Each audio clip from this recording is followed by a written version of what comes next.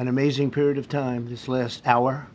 There are people elated all over the country. I've seen such happiness and spirit. Sometimes you don't see that, but this case is very important. I was elected on a historic mandate, but in recent months we've seen a handful of radical left judges effectively try to overrule the rightful powers of the president to stop the American people from getting the policies that they voted for in record numbers. It was a grave threat to democracy, frankly, and instead of merely ruling on the immediate cases before them, these judges have attempted to dictate the law for the entire nation.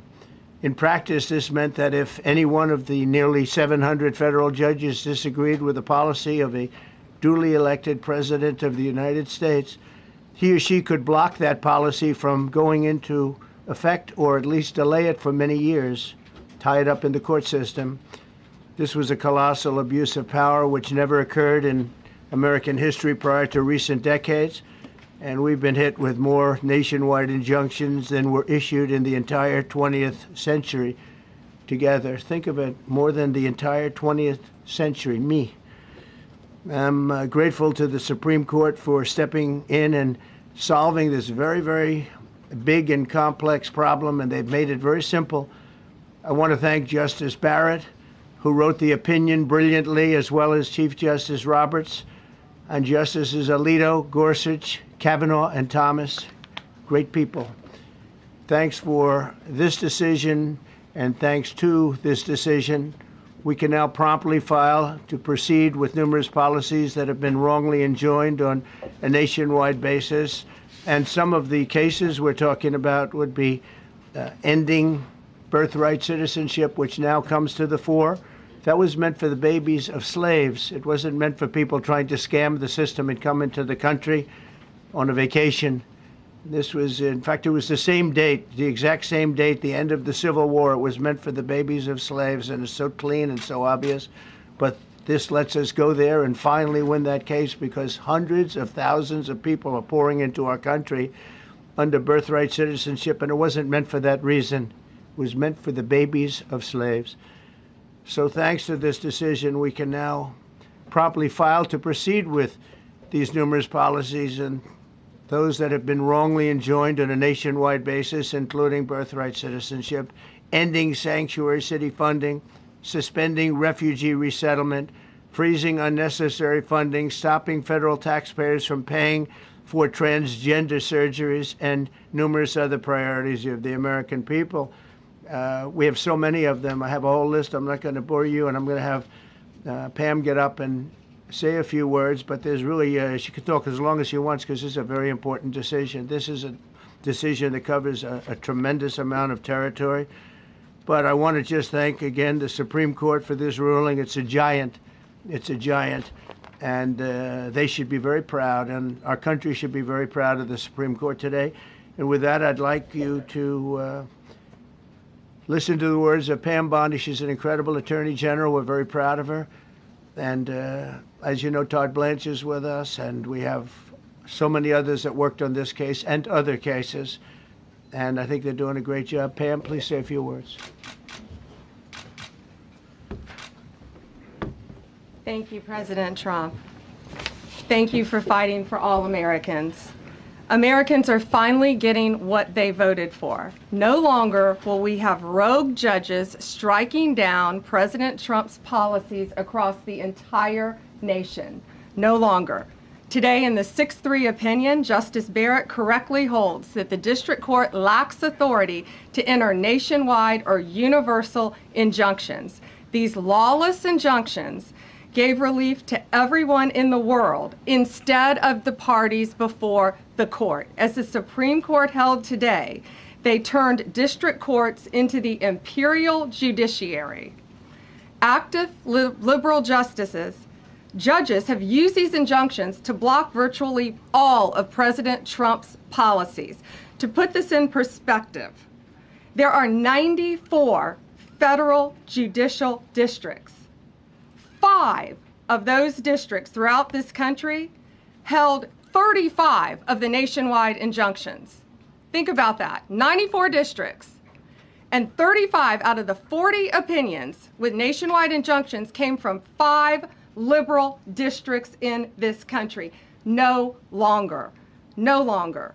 These injunctions have blocked our policies from tariffs to military readiness to immigration to foreign affairs, fraud, abuse, and many other issues. The judges have tried to seize the executive branch's power, and they cannot do that. No longer.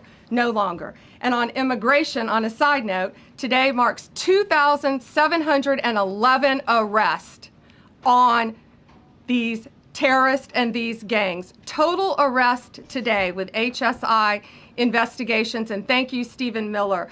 Thank you to Homeland Security. Thank you to everyone working hand in hand with the FBI on all of these transnational gangs.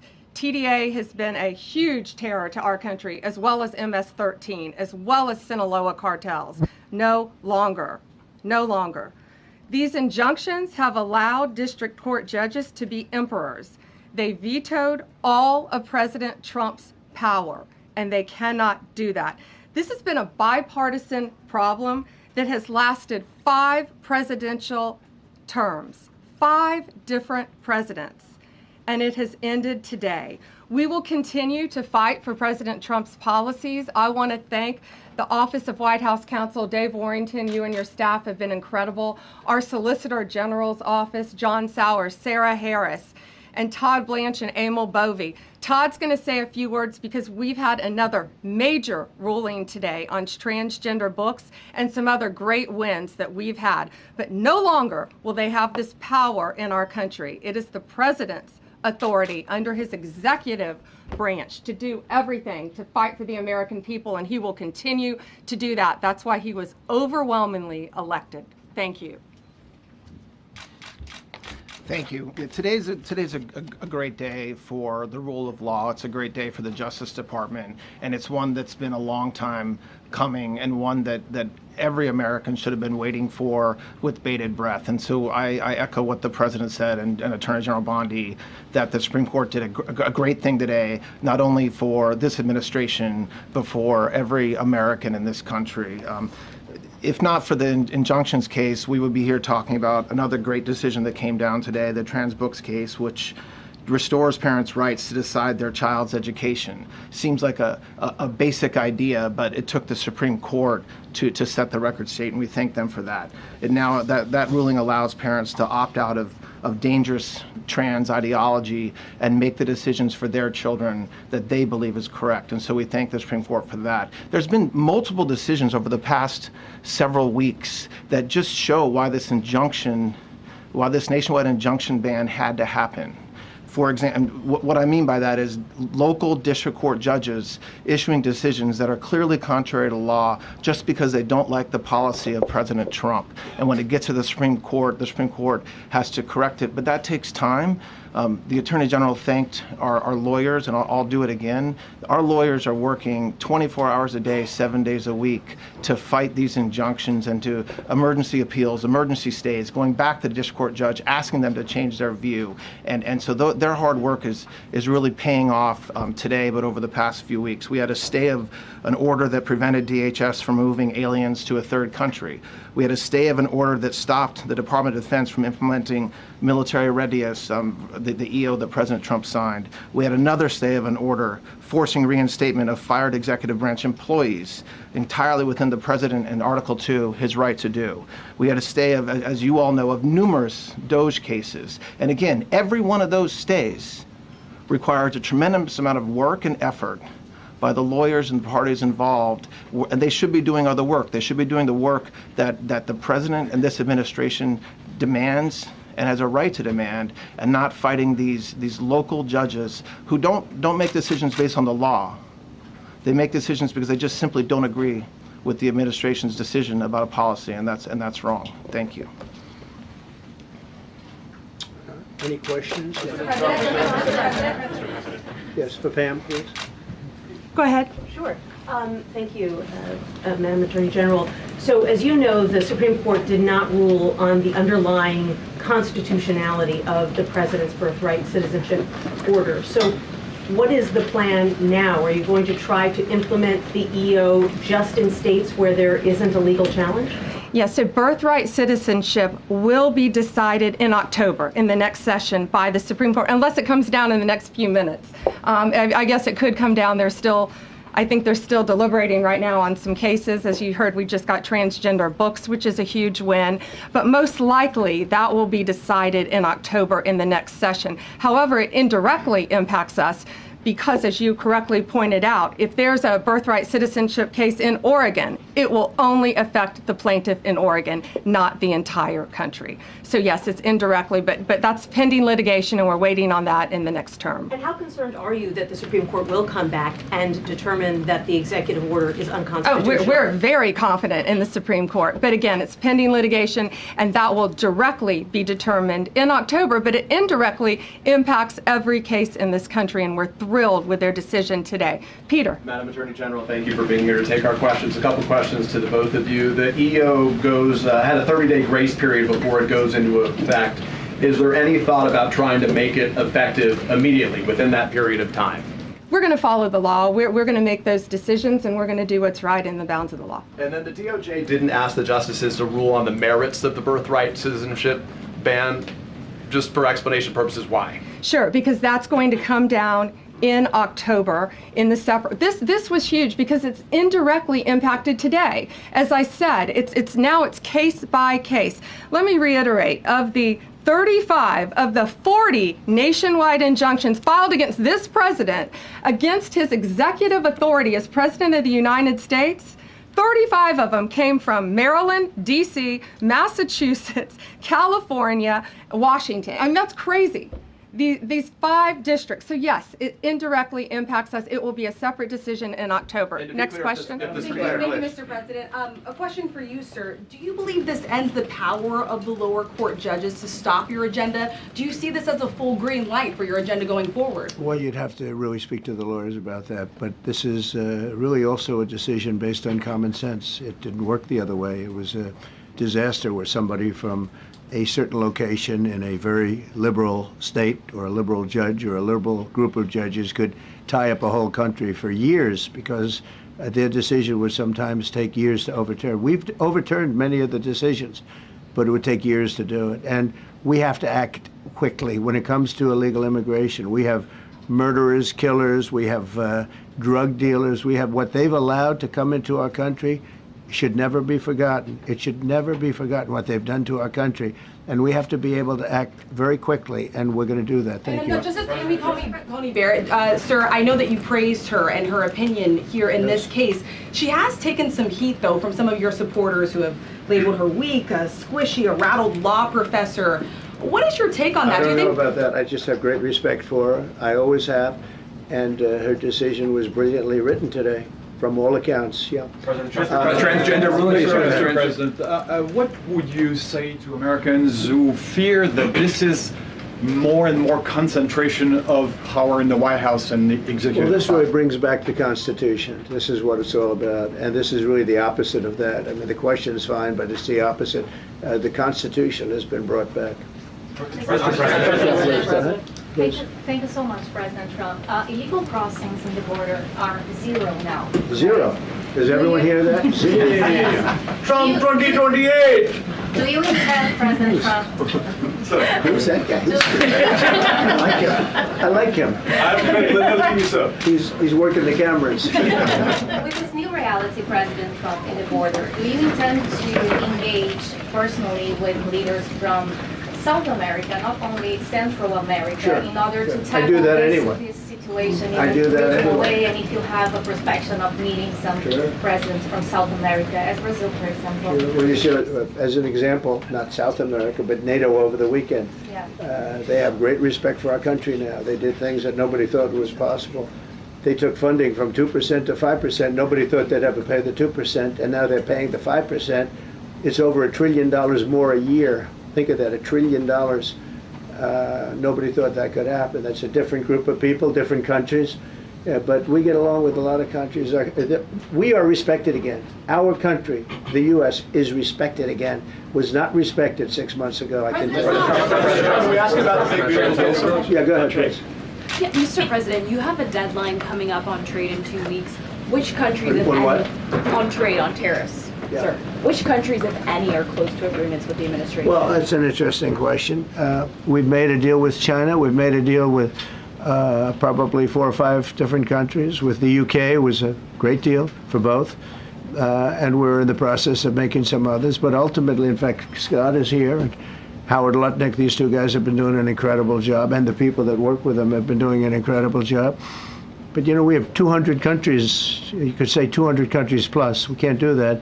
So at a certain point over the next week and a half or so, or maybe before, we're going to send out a letter. We talked to many of the countries, and we're just going to tell them what they have to pay to do business in the United States. And it's going to go very quickly. But some of the bigger countries, so India, I think we're going to reach a deal where we have the right to go in and trade. Right now it's restricted. You can't walk in there. You can't even think about it. We're looking to get a full trade barrier dropping, which is unthinkable. And I'm not sure that that's going to happen. But as of this moment, we've agreed to that, go into Indian trade. We're going to be trading in China. That's going to come a little bit down the road, but we're going to be trading in China. We have a lot of great things going, and we're getting along with countries, but some will be disappointed because they're going to have to pay tariffs. And we've taken in already hundreds of billions of dollars in tariffs. No inflation. The only problem we have is we have a Fed guy that doesn't understand what's happening, and it would be great if he'd lower the rate because we'd be able to borrow a lot cheaper.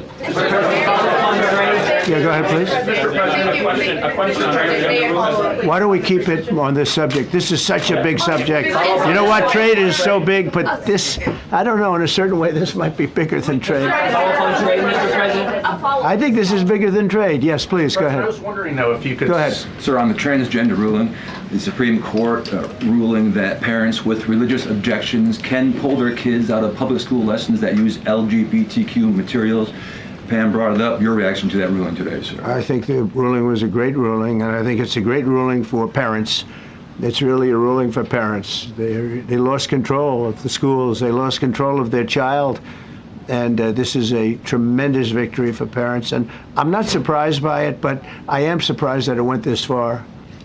It took us to bring life back to normal. So it's wonderful. It's parental. And I kept saying, we will give you back your parental rights.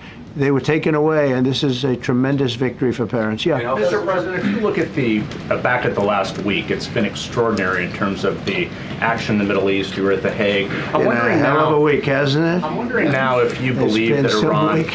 I'm wondering now, sir, if you believe that Iran has given up its long history of ambitions with nuclear weapons, or what you would like to see from them to prove that they do, and what type of meetings is your administration looking for next week with Iran? So Iran wants to meet. As you know, their sites were obliterated. They're very evil nuclear sites. They were, now has been proven. We had some fake news for a little while. The same people that covered the Hunter Biden laptop was from Russia. The same people that did 3 or 4 other Russia hoax. But on their ambition. No, wait, just listen. They came up with something that delayed the credit that our great pilots and these great what talent that was, and they hit it right down in the spot. 52,000 feet. Think of this dark, no moon, you couldn't see a thing, and they hit the refrigerator door, as they say. That's the size of a target, and overwhelmingly, and it's amazing what was done. We're the only ones that could have done it, and we took out the other, 2 of the other sites also. In addition to that, we finished them off. That was a very evil intention. I believe that, and again, time will tell, but I don't believe that they're going to go back into nuclear anytime soon. They spent over $1 trillion on nuclear, and they never got it together. And nothing was moved from the site, by the way. To do that is very dangerous. It's very, very heavy material. Those cars were most likely the cars of masons because they were pouring concrete at the top, at the hatch, as you know, the hatch going into the nuclear site. They wanted to reinforce it, and they had some masons there pouring concrete. By the way, that concrete was obliterated. It hit exactly at the concrete. It was, I don't think it had a chance to dry. But everything's down there. It's under millions of tons of rock. Please. Yes. Your administration has said that El Salvador is one of the safest countries in the hemisphere.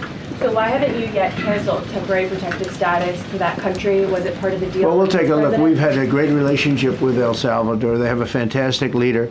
They built a massive prison system, and I don't know exactly why, but it's a hell of a system. And we bring people there, and when they go there, they don't get out. And frankly, when they hear they have to go there, they become very nice people.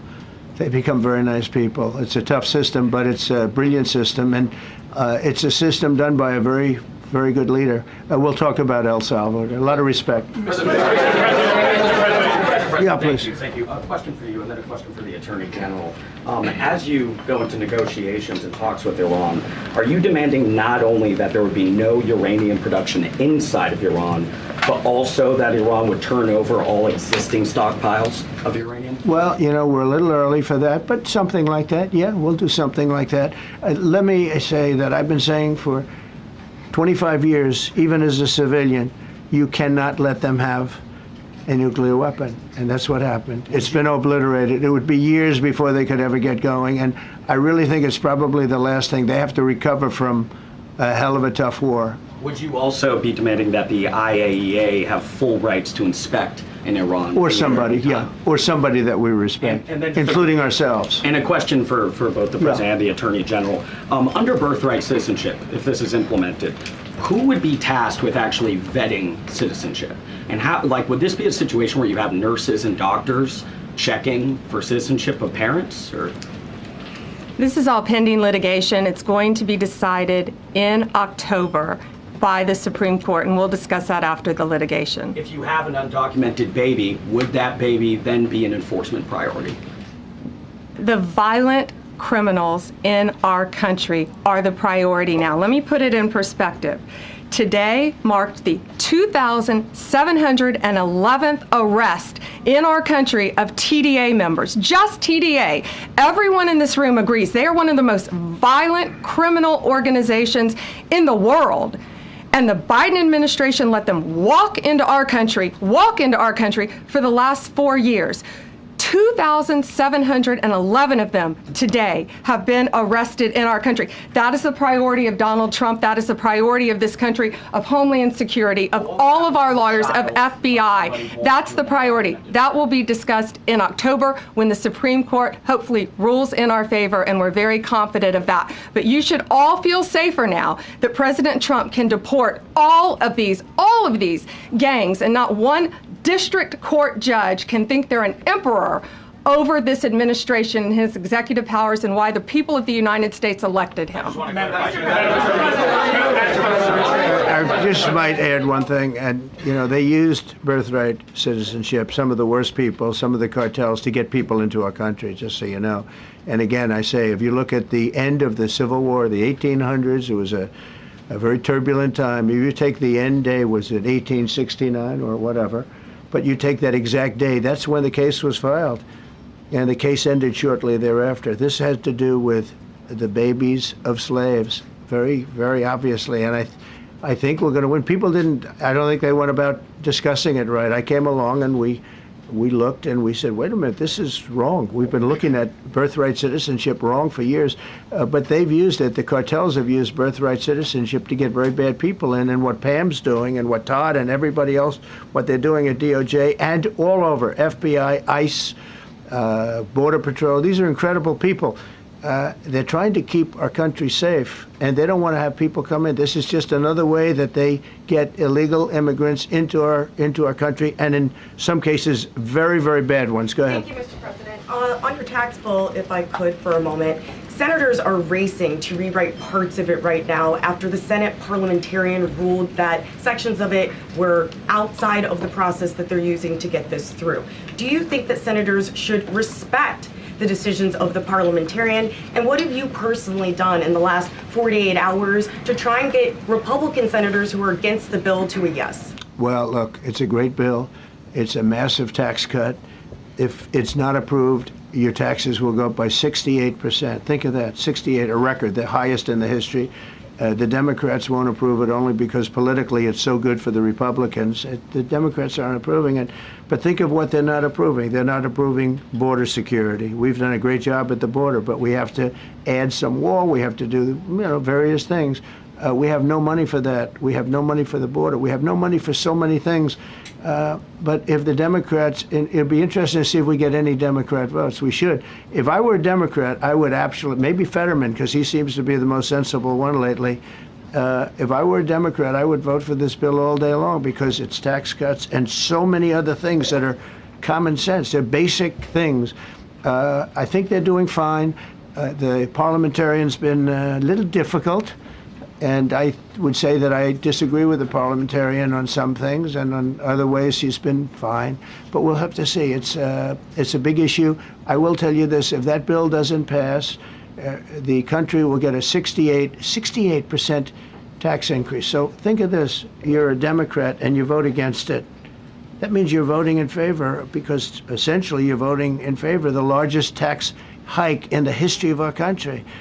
And you can't do that. In addition, we're cutting costs by $1.7 trillion, and it won't affect anybody. It's just fraud, waste, and abuse. Mr.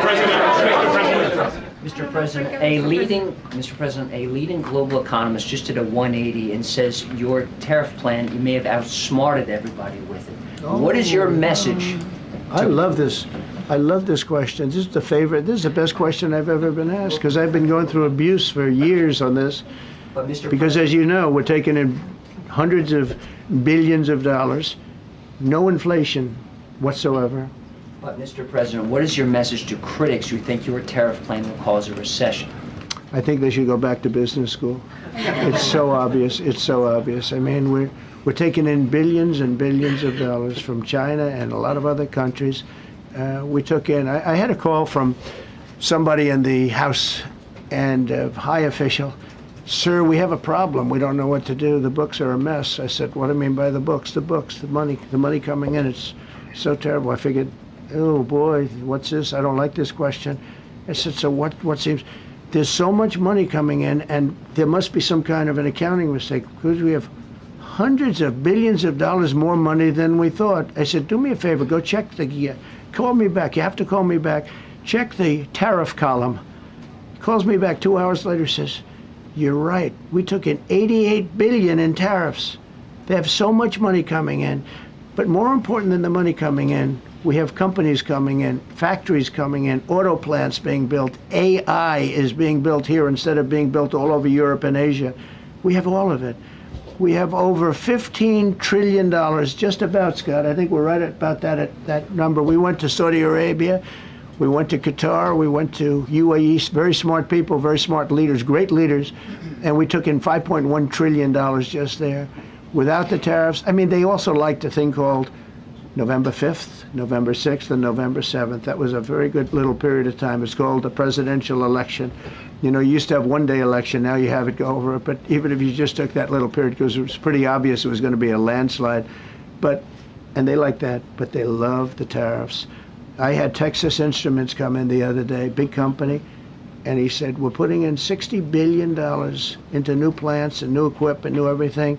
Sir, you're going to keep the tariffs, aren't you? Because if I ever took the tariffs off, and we are going to absolutely keep it. And they're worried that somebody that, like this communist from New York, someday gets elected. I can't believe that's happening. That's a terrible thing for our country, by the way. He's a communist. We're going to go to a communistic state. That's so bad for New York. But the rest of the country is revolting against it. But if somebody got elected, they're afraid that if this was taken off, well, we're going to guarantee it's never going to be taken off. And again, we're taking in think of this, hundreds of billions of dollars. And they were all confused because they've never seen this before. You know, it's always the other way. We don't have enough money. So much money is coming in at levels that nobody's ever seen. But most importantly, we have factories being built, car plants being built, companies moving to our country like never before. If you look at 15 trillion, and that's only in a few months, you know, I haven't been here that long. Presidents like the last one was a disaster. He's the worst president in the history of our country, by the way. What he did on our border can never, ever be forgotten. To me, that's the worst of all the things. And he's done some terrible things, grossly incompetent. Nobody knew it was him, because I don't think it was him. I think it was whoever was controlling the auto pen. But our country is doing great. And those leaders and other leaders, I just left, as you know, a large group of the most highly respected people. And that includes big countries. When you look at Germany and France and Spain, although Spain didn't come through, but they will. By the way, guaranteed they will. That was the only country that sort of tried to hold back on putting up the money. But just so you know, they said, it's unbelievable what's happened to the USA. You were a dead country. We didn't respect the country, the leader. You were dead as a doornail.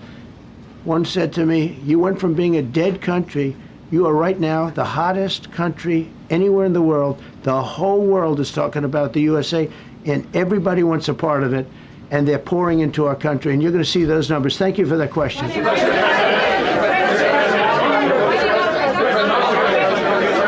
Yeah, go ahead, please. Thank you, Mr. President. I have a question about trade. Secretary Bessent has said that he hopes tariff deals with major partners will be done by Labor Day. So if some deals are not done by your July 9th deadline, will some countries' tariffs go back up, or will they stay where they are now? Well, there are some countries that are used to ripping us off, to be honest with you. And I don't want to name them, but you sort of can name them. And they're so used to just,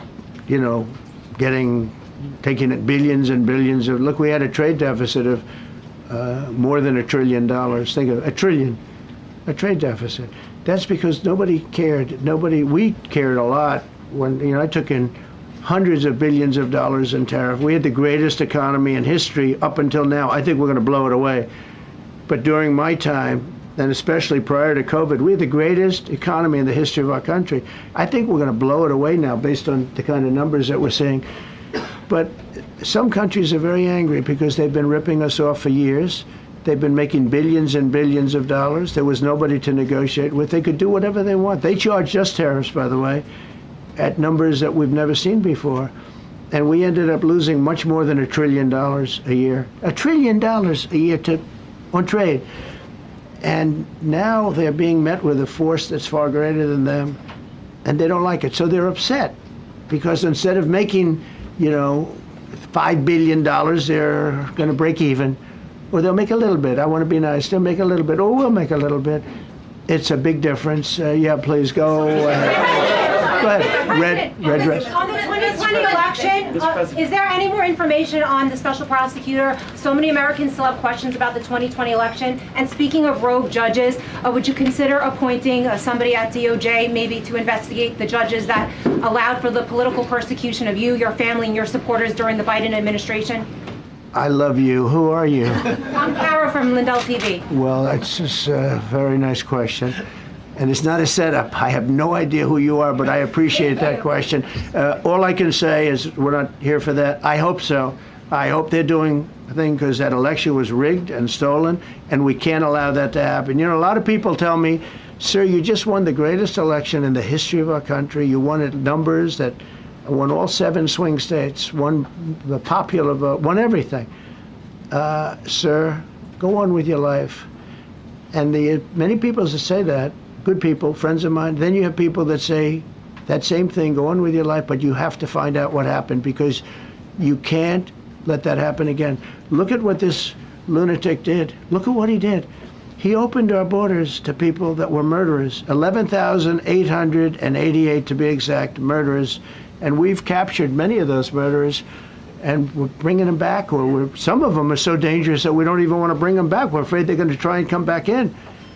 But he allowed people to come into this country, people from mental institutions, insane asylums, that's a mental institution on steroids, people from mental institutions, gang members, drug dealers, people, jails being emptied out into our country. Venezuela emptied out almost its entire prison population into our country. But I don't want to blame them. Many countries have done that. The Congo, we have a great press conference coming up later, and it's the Congo and Rwanda. They were fighting for years, and it was machetes, it was vicious, it was as vicious, people's heads being chopped off. And I have a man who's very good in that part of the world, very smart, and put them together, and we're signing a peace treaty today. First time in many years they're going to have peace, and it's a big deal. We talk about Russia, and we're working that one. President Putin called up and he said, I'd love to help you with Iran. I said, do me a favor, I'll handle Iran. help me with Russia. We got to get that one settled. And I think something's going to happen there. But we did some great work. India and Pakistan. That was going to be maybe nuclear. We did that. We did a lot of work. I don't know if there's ever been a president that's done much more. Serbia, Kosovo was going to go at it. Going to be a big war. I said, you go at it. There's no trade with the United States. They said, well, maybe we won't go at it. That's what happened with India and Pakistan. I was negotiating with both of them, and I said to Scott, I said to Howard, cancel all deals with India and Pakistan. They're not trading with us because they're in a war. They called back, what do we do? I said, look, you want to have trade with the United States, it's great. But you want to go and start using nuclear weapons on each other? We're not going to allow that. And they both agreed. Both have great leaders. They both agreed not to do it. So we did a lot, but I appreciate that question.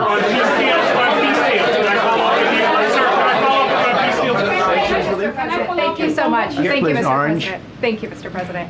I was just speaking with Senator Ron Johnson on the One Big Beautiful Bill, and he says he really wants to get to yes for you and get this accomplished. He does. He's a good man. But he also said that he needs more time, and he is not certain that the July 4th deadline is possible. Well, then he's not such a good man. Because there's too much work to do. He's a good man. Ron How Johnson's important- doing a good job. He's very committed. Every Republican senator is committed. And, you know, you could have a couple of grandstanders, in all fairness. You could have somebody else. And it's very dangerous because our country would go from being the most successful country in the world to who knows what happens with a 68%, think of it, 68% tax increase. That was given by the Democrats because they like high taxes. I don't know what happened. You know, all my life, I'd grow up and I'd watch politicians talking. I'd say, oh, that's fun. And they were always saying, we will cut your taxes. We will cut your tax. I never heard it. They say, we will raise your taxes. And they elect people like this guy in New York that maybe has a chance. I find it hard to believe, but he maybe has a chance. They want to raise your taxes. So they want to see a 68% tax increase. That's more money than anybody could afford. You'd go into a depression if that ever happened. So I think there's a lot of pressure to get that approved. How important is the July 4th deadline to you? If It's important. It's not the end all. August? It can go longer, but we'd like to get it done by that time, if possible. And look, we have a lot of very committed people, and they feel very strongly about subjects that you're not even thinking about that are important to Republicans. The problem we have is that it's a great bill.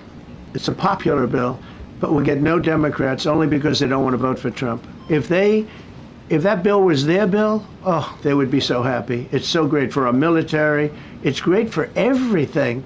And they would normally vote, but because their hatred of Trump, they have Trump derangement syndrome at levels never seen before. And instead of voting for a tax cut, they're voting for a tax increase of 68%. They're voting to destroy Social Security, destroy Medicare, and destroy Medicaid. And we're voting to make them perfect and to make them better, make them stronger and better. They're going to destroy Medicaid, and they're going to destroy Medicare, and Social Security will follow. If you vote for the Democrats, you're dead on those three things. Thank you, Mr. President. On a related subject, many Democrats have said that they are not going to support crypto bills in Congress only because of you and your family's personal crypto ventures. And these votes are in some cases needed to pass. Are you open to the idea of pulling away from your personal crypto ventures just for the next few years if that helps get these crypto bills passed in the next few months? Well, it's a very funny thing, crypto. So I became a fan of crypto, and to me it's an industry. I view it as an industry, and I'm president. And if we didn't have it, China would, or somebody else would, but most likely China. China would love to. And we've dominated that industry. It's a big industry, by the way. In fact, when the stock market went down recently, crypto and Bitcoin and all of that went down much less than anybody else as a group. And we've created a very powerful industry, and that's much more important than anything that we invest in. We invest in it, but really that was an industry that wasn't doing particularly well. I got involved with it a couple of years ago, and before the second term. I got involved before I decided to run. I only decided to run because I saw what was happening, and Biden was incompetent, and the administration was crooked and incompetent. And I was in Bitcoin then, not knowing if I was going to do it a third time. So it's become amazing. I mean, it's the jobs that it produces. And I notice more and more you pay in Bitcoin. I mean, people are saying it takes a lot of pressure off the dollar. And it's a great thing for our country. So I don't care about investing. You know, I have I have kids and they invest in different things. They do believe in it. But I'm president, and what I did do there is build an industry that's very important. And you know, if we didn't have it, China would. Okay. Sir, Mr. President, go ahead. With the glasses, gentlemen. Go ahead, please. Go ahead. Thank you, Mr. President. So, are you going to cut funds in the sanctuary states, like for instance California, that keep supporting illegal immigration, and then these people work under Yeah, we're the giving table? them a hard time. And also, in a foreign policy I question. mean, they don't have a governor in California. They have a man that wants to give away everything to people that nobody's seen before. If we didn't go into Los Angeles with the military, which did a fantastic job, but if we didn't go into Los Angeles bringing in the National Guard, I would have brought the military if it was necessary, because you have to. We have the right to. That was another thing upheld by the Supreme Court. But if we didn't go in with the National Guard and be strong and tough, you wouldn't maybe have Los Angeles. It would be like the rest of California, the rest of Los Angeles. They lost 25,000 houses in a fire. They should have lost none. You know, I sent the water down. I had to break into their water supply because they just refused to do it. They're crazy. There's something wrong with them. They have plenty of water. They don't have droughts or anything. They have plenty. We let it come down from the Pacific Northwest. They routed all the water out into the Pacific Ocean for environmental reasons, okay? And now you have 25,000 houses, none of which would have burned down if you had the water. They didn't have water. They didn't have water for the fire pumps. They didn't have water in the sprinkler systems that people put in. So the answer is we're going to work with governors. We're going to work with radical left Democrats and Democrats, and we're going to make it good for everybody. We'll have to stop the crime in those, or in the case of the cities, I think I can say just about all cities with heavy crime are run by Democrats. Go ahead. 11 lies. Yeah, with the glasses. I'm with you. Go ahead, yes. Yeah, go, no, the man behind you, yeah, please. President Trump, Anthony Marshak from Anthony, Lebanon. I want to ask you regarding the threats posed by Iran's allies and proxies operating in the U.S. They were threatening your life. So what do you say about that? And regarding the Lebanon, because Hezbollah is as well part of Iran's allies, is there any time frame in Lebanon regarding disarming Hezbollah in Lebanon? Yeah, Lebanon is a great place with brilliant people. You know, it was known for the professors and doctors and had an incredible history. And hopefully we can bring it back again. I just appointed a friend of mine who's Lebanese, and I didn't know he was Lebanese. I've known him for 20 years, very, very successful man. And I just appointed him. And I said, why would you want that? He said, because I was born there, I was raised there, I love it. I love it so much. I said, you know, it's very dangerous going to Lebanon as ambassador. And he said, that's what they say, but I don't care about danger. I mean, this is a guy that is just a very big business guy. He wants to give up his whole life to go to Lebanon because he believes in it so much. We're with Lebanon all the way. We'll try and straighten it out. Your life as well. So what action? Threaten my life? Yeah, they have threatened. I get that throbbing feeling every once in a while. Get that throbbing feeling, but you know what? That's okay. This is a dangerous business. What I do is a dangerous business. You know, I tell the story of the car companies and different people in different professions you have. Race car drivers, as an example. 1/10 of 1% die. Bull riders, 1/10 of 1%. That's not a lot, but it's people die. When you're president, it's about 5%. If somebody would have told me that, maybe I wouldn't have run. Okay? This is a very dangerous profession. Yeah, please. By the way, so many questions. Should we keep this going, Pam? This is the opposite of Biden. Biden would take a half a question and he'd leave without answering it. Go ahead. On Iran. You tell me when it gets boring. Okay. If Iran. Are you from Iran? No, I'm not from Iran. I'm from the UK. But if the intelligence reports conclude that Iran can enrich uranium to a level that concerns you, would you consider bombing the country again? Without question, absolutely. Have you had any conversations? Turned out to be unbelievable. But, our incredible flyers and I call them the shots. These guys are unbelievable. Think from 52,000 feet, they hit the equivalent of a refrigerator door. They actually hit it right in the center, so it's much smaller than that. And just bomb after bomb going deeper, deeper, blowing up. Incredible, incredible thing. I don't know if you heard the general. He was very impressive. Raisin Cane. He's the one that beat ISIS for me. And he did it in a matter of weeks. And I was told it was going to take 4 or 5 years. And when I got this job, I always said, if I get this job, I'm going to put that guy as the head of the Joint Chiefs of Staff. And Dan Kane, and he, when I heard his name was Raisin, his nickname is Raisin Cane. I said, you got to be kidding. So I liked him right from the beginning. But he knocked out ISIS in a time that nobody ever thought possible. And when this attack was completed and so successful, I said, now I know how you knocked out ISIS so quickly. But we have the best people, we have the best equipment in the world. I rebuilt the military during my 4 years, during my other term. We have the best equipment in the world. The problem is we gave away, a lot of it, but small, relatively speaking. We gave a lot of it away to Afghanistan. Shouldn't have happened. That just shows how incompetent they were. They gave all that equipment away, billions and billions of dollars worth. Shouldn't have happened, but that was small compared to what we have. Now we have a great military with great people. Okay. Yeah, please. Mr. President, congratulations. A couple of very different questions. One is Rwanda, 1994. As you grew up in New York, we all knew how horrific those attacks were. Congratulations on that treaty. There are talks that perhaps... That's going to take place today at 3 o'clock in the Oval Office. We're going to have a signing with Rwanda and the Congo. I have a follow-up. So I'm a little out of my league in that one because I didn't know too much about it. I knew one thing. They were going at it for many years and with machetes. It is one of the worst wars that anyone's ever seen. And I just happened to have somebody that was able to get it settled. I mean, just a brilliant person who is very comfortable in that part of the world. It's a very dangerous part of the world. I said, are you uncomfortable there? People are being killed. School children are being raided and killed. And I don't even want to say how, but as viciously as I've ever heard. Are you uncomfortable? No, that's the part of the world that I know. Very comfortable. Was able to get them together and sell it. And not only that, we're getting for the United States a lot of the mineral rights from the Congo as part of it. They're so honored to be here.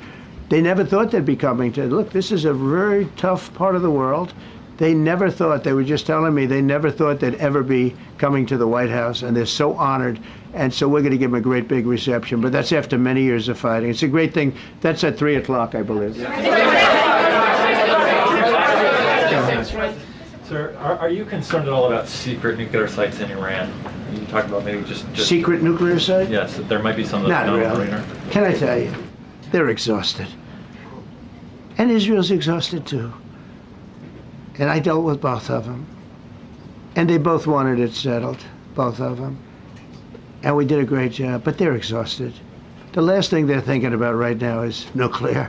You know what they're thinking of? They're thinking about tomorrow, trying to live. It's such a mess. It's such a mess. The place was bombed to hell. And no, I'm not worried about it at all.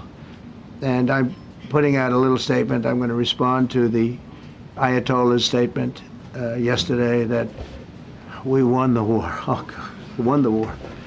And I said, look, you're a man of great faith, a man who's highly respected in this country. You have to tell the truth. You got beat to hell. And Israel was beat up too. They were both beat up. And it was a great time to end it. It was quick. They got the hate out. There was a lot of hate, a lot of hate. It would be great if they didn't have that hate. But the last thing they're thinking about is nuclear weapons right now. Please. Thank you, Mr. President. Iris Tao with NTD Research Media with the Epoch Times. Thank you so much for doing this. It's very refreshing for all of us here, It's a good group. in this room. It's refreshing. Very refreshing. Yes, we haven't had this in, for the past I understand what you mean. So thank you so much for coming out here. Other than Caroline's done a great job. Yes, sure. You're referring to the past administration, not to Caroline, right? Yes. Back to the ruling today, if you don't mind. So you have always talked about winning for the American people. Right. How do you think today's ruling will enable you to further deliver for American families and workers across the country, not only when it comes to immigration, but also when it comes to trade, energy? What actions are you most eager to move forward Well, I think now? taking power away from these absolutely crazy radical left judges is a tremendous. This is such a big day. This is such a big day. It's like it's sort of sad because we're doing the signing at 3 o'clock, and this may very well dominate the signing of a big war that was going on and really affecting the continent of. Think of it, the entire continent of Africa was being affected. And we're settling that war today, and this will probably be a headline. But this is a very big moment, and it gives power back to people that should have it, including Congress, including the presidency. And it only takes bad power away from judges. It really doesn't take power. It takes bad power, sick power, and unfair power. And it's really going to be, this is a very monumental decision. Yeah, please. Yeah, Mr. President, thank you very much. On July 9th, is that July 9th date set for tariffs to snap back? Or could there be a... We can do whatever we want. We could extend it. We could make it shorter. I'd like to make it shorter. I'd like to just send letters out to everybody. Congratulations, you're paying 25%. He doesn't want, he's a much nicer person than I am. Go ahead, did you finish it up? Who are you considering for the Federal Reserve then? And are you speeding up that process? I see Secretary. Oh, he's terrible. He's terrible. I mean, I have a list of things. We're like 38 on the list. We pay, Cameroon and different places are paying the same as us. Because, you have somebody sets a rate at 4% or 4.5%. It's hard to go out and say we should be paying 1% when you have your so-called experts doing it. And the sad part is, as per the question that you asked about tariffs, we've had the tariffs, and we have less inflation than we had before. What we have is a hell of a lot more money, a hell of a lot more income, and we shouldn't be paying a rate like that. In other words, when we pay a rate, I'll tell you, each point is the equivalent of $300 billion. So if we had it down 3 points, because I think we should be at 1, you have Switzerland is at 0.25, in other words, 25% of 1%. And they're the number 1 right now, but we should be the number 1. And soon you're going to have, I think, you're going to have where the people will pay will pay, like we had a few years ago, where you put up money, you loan money, and I mean, you actually, instead of paying, you get paid. I love that. I don't know if it's any good, but I love it, where you put up money and you get paid. But we should be in a category, so we should be at the top of the list, not toward the bottom of the list. But we have a man who's not a smart man, and he probably has Trump derangement syndrome, and he's just not a smart person. What he's doing, though, he's hurting us for years to come, because if we borrow money at 2 points higher than we should be paying, that's $600 billion. Wouldn't you say those numbers are about right, Scott? So it's 2 points would be about 600, actually more than that, but about $600 billion, all because the guy doesn't want to lower the rates. He is doing the service, a very and then he goes up and talks about, I'd like to see costs come down. He gets up and he does his little thing for 5 minutes, and he goes out and he goes back to the beach. He goes, I'd like to see costs come down. Well, he could lower the interest cost by $900 billion a year. All he has to do is lower rates. And everybody's saying, I was watching some of the business shows today, and they're saying, Trump's right. He should really be cutting. The country's doing well. We have no inflation. Now, despite him, we're doing great. But if we got the rates down, we would be a rocket ship. So I think that'll be it. And I just want to thank everybody. This is a really big day. We've had a big week. We've had a big week. We've had a lot of victories this week. NATO was a tremendous victory. The war was a tremendous. Look, we were talking about this for 30 years, about Iran being nuclear. And all I said is it will not be nuclear, and it's not going to be nuclear. And, I want to give credit to a lot of people, and most importantly to our great military. Boy, they put out that fire. Once that happened, once those bombs got dropped, that war was over. That war was over. But I just want to compliment them. Incredible. The general and all of his generals. Pete Hegseth was great. And now I want to compliment Pam. A lot of genius went into this. People, if you don't say it exactly right, if the Supreme Court doesn't get it because it's incorrectly spoken about, and that happens. A lot of cases are lost because they don't say the right words. But I want to correct. She's going to go down as a great attorney general.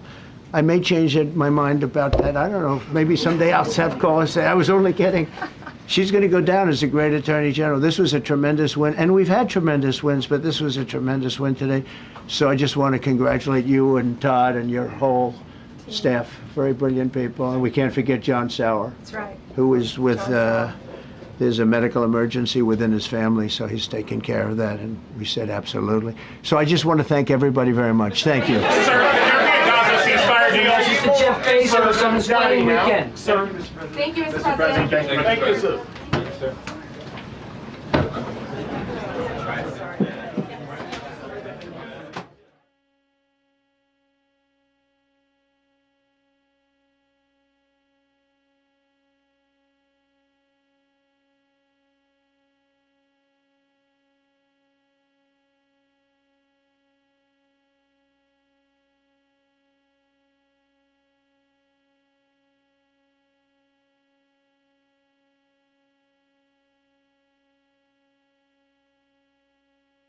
American flag on the porch, and everybody respect the cops. Everybody showed up, and that's